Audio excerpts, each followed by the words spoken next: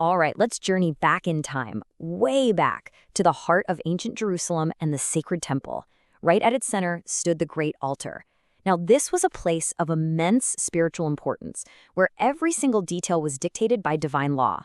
But buried in the ancient texts that describe how it was built is a fascinating architectural mystery. So, here's the puzzle. An ancient text just flat out says that the altar's southeast corner had no base. Sounds simple enough, right? But what does that actually mean? Are we talking about a literal hole, a missing piece from the most sacred object in the whole temple? Or is this just flowery language for something else, maybe a deeper ritual meaning?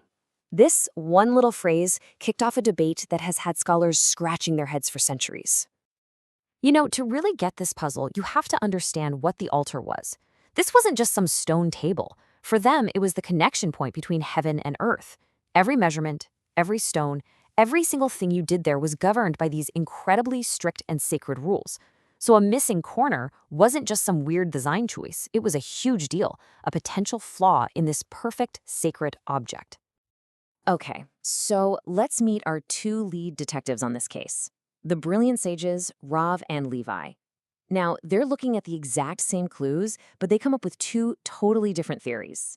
On one hand, you've got Rav. He thinks the answer is physical, right in front of you. The base was literally missing a corner, it was L-shaped. But then you have Levi, who says, nope, not at all. For him, the answer was about the ritual. The base was a perfect square, but that one specific corner was simply left out of the sacred ceremony involving the sacrificial blood. All right, so we've got our two competing theories on the table. Now it's time to actually dig into the evidence and see how each of these guys uses the same ancient clues to build their case. This is where the real detective work begins. So our first clue comes from the Mishnah, a really foundational text in rabbinic Judaism. It says the base consumed 1 cubit on the south and east sides, but interestingly not on the north and west. Consumed. What on earth could that mean? And believe it or not, this entire case really hinges on what you think that one word means. For Rav, consumed is literal. It's physically gone, absent. Boom, proof of his L-shaped theory. But for Levi, consumed is a ritual term. It has nothing to do with the stone itself. It's about where the sacrificial blood was applied or consumed by the altar. It's a really clever rereading of the evidence. Okay, so clue number 2. Now, this one seems way more straightforward. The very same text gives a clear measurement for the altar, a perfect 32 by 32 cubits. And this looks like a huge point for one of our detectives. Levi sees this and thinks, slam dunk, a 32 by 32 measurement has to mean a square, right? It totally confirms his theory. But Rav, he's like, hold on a second, not so fast. He looks at the text with a magnifying glass and argues that the measurement was only taken from the side, meaning only from the sides that actually had a complete base, the north and the west. So the debate is still very much alive. Our final clue brings in a new piece of the puzzle, the massive ramp the priests used to walk up the altar. It was located on the south side, and a later text, a Barita, says that this ramp actually overhung the base by 1 cubit. So what was the ramp hanging over? For Levi, this is simple. You can't overhang thin air, right? So the southern base had to be there. But Rav comes back with this really clever twist. He says the ramp overhung the empty space where the base should have been, like it was hanging over an architectural ghost. Okay, so at this point, it feels like a total stalemate. I mean, each side has a pretty good explanation for every clue we've looked at. But then Levi pulls out what he thinks is his star witness, a piece of evidence that could just blow this whole case wide open. And wow, is it a bombshell. Levi actually brings up a text that he himself taught, laying out a step-by-step guide for how to build the altar. This isn't just an interpretation, it's a blueprint, basically an ancient IKEA manual. And what's the very first step? You build a 32 by 32 square frame for the base.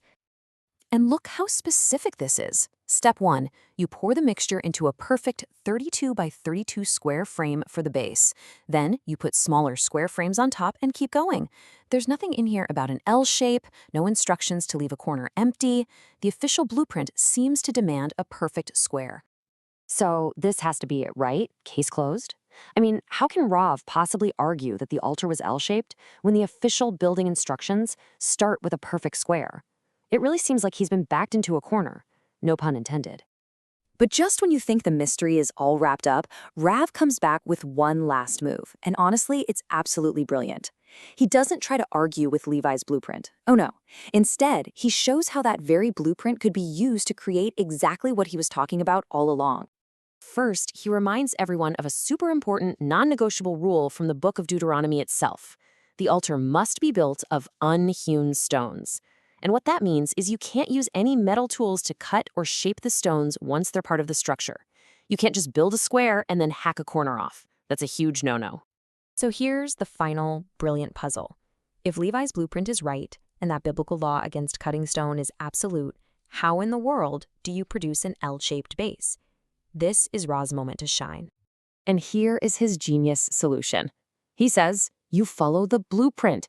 You lay down the big 32 by 32 square frame, but before you pour the mix of stone and plaster, you put some temporary filler material, like a bunch of sticks or twigs, in that southeast corner.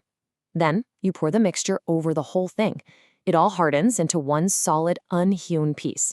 And for the final step, you just pull out the temporary sticks from underneath, leaving behind a perfectly formed L-shaped base.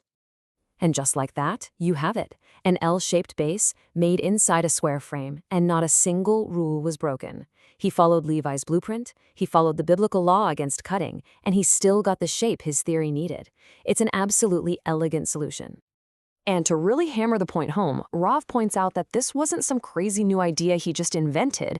This kind of technique, using temporary fillers to create empty spaces inside the stonework, was already a known thing. In fact, it's how they made the hollow spaces inside the altar's main corners. He had a precedent, proving his method was totally legit.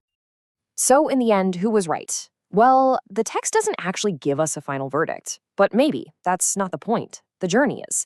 This incredible intellectual back and forth, this super deep dive into words and architecture and law, all over one missing corner, it shows you something amazing.